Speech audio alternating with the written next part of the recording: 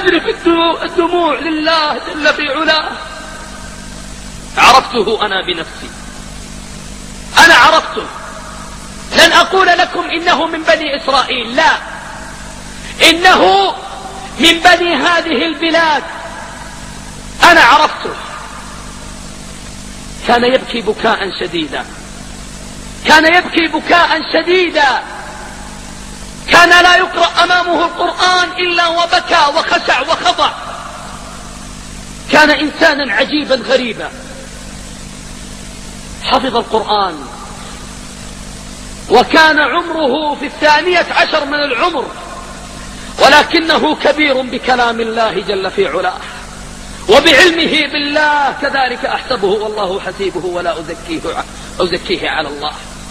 إني أحدثكم عنه وأشترط على نفسي ألا أحدثكم إلا بما رأيت بعيني وعاشرت بنفسي. والشرط الثاني أشترط على نفسي ألا أبالغ في شيء عنه. حفظ صحيح مسلم عندي في أسبوعين، حفظ صحيح البخاري عند صاحب الثالث، كنا 3، أنا وهو وثالثنا، حفظ عند صاحب صحيح البخاري في أسبوعين. وتدرون أنا لا أعلم أنه حفظ البخاري وصاحبي لا يعلم أنه حفظ مسلم. كان يحب الإخلاص، كان دائما يحب السري السقطي رحمه الله. تعرفون لماذا السري السقطي بالذات؟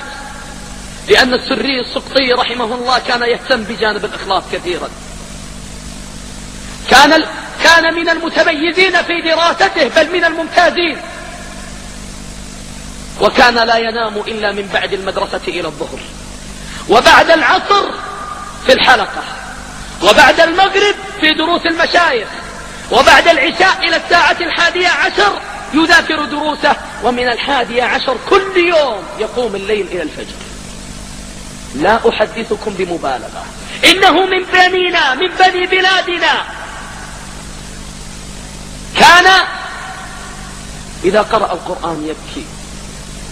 كنت أقرأ عن السلف أن بعضهم كانوا إذا قرأوا القرآن يخرون ويغمى عليهم، وأعلم خلاف العلماء في ذلك، ولكن لم أر ذلك بعيني إلا من هذا الشاب. نصلي يوم الجمعة فيقرأ الإمام: ونادى أصحاب النار أصحاب الجنة أن أفيضوا علينا من الماء، فيسقط على رأسه سقطة ظننا أنه قد مات.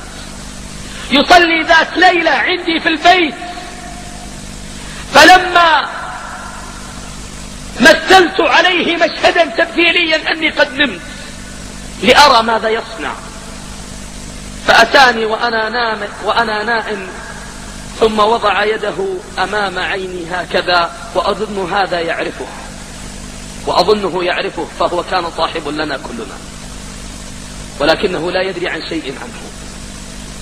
ولكن يقوم من 11:10 أنام وأستيقظ وأنام وأستيقظ وأنام وأستيقظ، وما زال في ركعة لم يركع، ثم يركع ولا يرفع. وفي ليلة أخرى يقرأ القرآن خيبا، فلما وصل إلى قول الله جل وعلا: أمامي كلا إنها لظى نزاعة للشوى،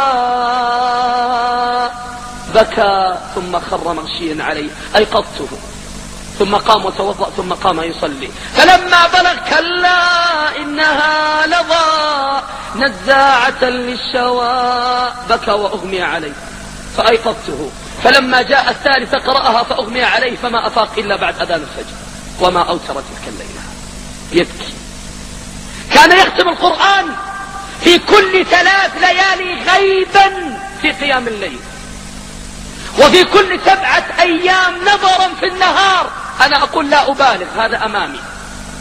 ووالله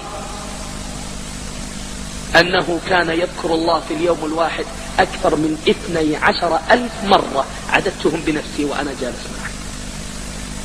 معه 12,000 مرة. فأسأله لماذا؟ ثم فيقول لي لا يسبقني أبو هريرة، لا يسبقني أبو هريرة. غيرة في العبادة. وهذا ابن 17 سنة حينها لما وصل إلى هذه الدرجة. كنت أظن أنه هكذا، لا أعرف ماذا أقول عنه. كل ما مر به متن من أجل أن يحفظه أقول له أتحداك تحفظه، يقول لا تتحدى. أنا أحمسه أقول أتحداك. اليوم الثاني يأتيني يسمع المتن كاسمه. إذا أخطأ 3 أخطاء لا يعتبر أنه حافظ، 3 أخطاء. هذا من التائبين، ويا ليتكم تعرفون ما ذنبه. سأقول لكم ما ذنبه. لقد كان إذا أيسنا من الشاب ذهبنا ندعو إنسان فأيسنا منه ما عرفنا. أنا أتكلم عن نفسي، الله أعلم بغيري. وكان مجاب الدعوة أمام 17 نفر يشهدون بذلك في أكثر من موقف. كنا إذا أيسنا من شاب نقول له اذهب وادعه، والله يومين إذ بالشاب مستقيم، يمشي معه يومين بس. اليوم الأول اليوم الثاني إذ بالشاب هذا في الصف الأول، سواء كان مدخن مخدرات يفعل كذا أو كذا، على طول يستقيم بإذن الله. إنها البركة.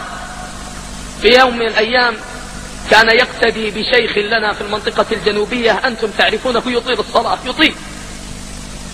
فكان يطيل يقتدي بالسنة، فكان يصلي بالناس كصلاته. فجاء شايب فضربه بالعصا وهو راكع في ظهره أماما. ثم بعد الصلاة نظر إليه ثم قال ليش ضربتني؟ لماذا تضربني؟ قال له أنت موسوس، أنت تضل بنا. فقال له أنت مصح، أنت فيك صحة. قال إيش عرفك أن فيه صحة بهذه الصفة؟ فقال الشاب رفع يده لله، أول ما رفع يده سقط قلبي. قال اللهم احرمه العافية حتى يعلم قدرها فيحسن الصلاة بين يديك. كانت صلاة العصر، أقسم بالله ما صلى معنا ذلك الرجل المغرب، ما صلى معنا المغرب في بيته على الفراش. ثم ذهب وبعد أسابيع رأيته، قلت اتق الله، فلان في بيته على الفراش.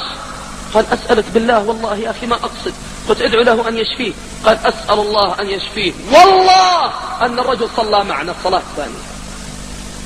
في الحرم كان يلبس نظارات ثقيلة.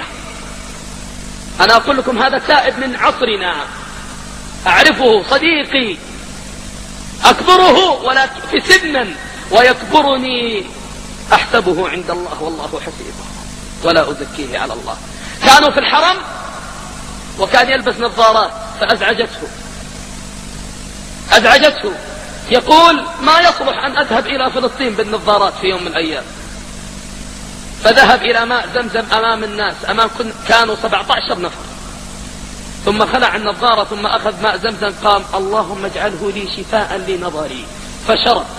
ثم قال الله أكبر ورمى النظارة أمام الكل. فاختبروه في ساعة لا يراها أحد. قال تعرف الساعة هناك؟ قال الساعة كذا وكذا بالضبط، الساعة كذا. يقرأ القرآن، النظر كشف عليه، النظر سليم 6/6. إنه الدعاء. وإذا سألني إيش؟ وإذا سألني لأعطينه. ومواقف كثيرة عندي ولكن المجال لا تكفي له. تعرفون في يوم من الأيام سألته عن ذنبه. متى سألته؟ قرأ في يوم من الأيام قول الله جل وعلا يوم تبيض وجوه وتسود وجوه. والله أنه بكى حتى كاد أن يقطع قلبي، فحضنته وقبلت على رأسه. قل يقول صلى الله عليه وسلم صلوا عليه شر الناس من سئل بالله ولم يجب. أسألك بالله ما الذي يجعلك تبكي هذا الحال؟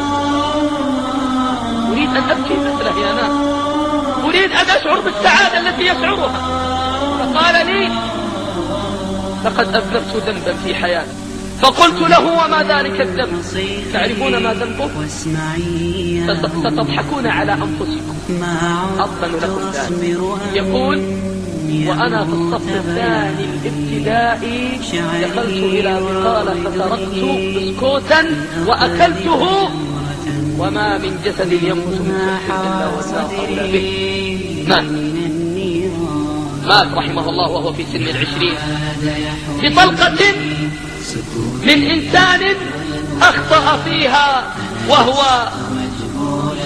وهو يحرك سلاحه هكذا، إذ بطلقة تخرج فتدخل في جسد هذا الشاب يموت الصالح أحسبه كذلك، يموت وانتهى الأمر، ولكن ما ماتت سيرته. والله لولا أنه سألني بالله ألا أخبر عنه عن اسمه لقلته، ولا أظن الكثير سيعرفه بإذن الله، فأسأل الله أن يرحمه. اللهم ارحمه يا ذا الجلال والإكرام.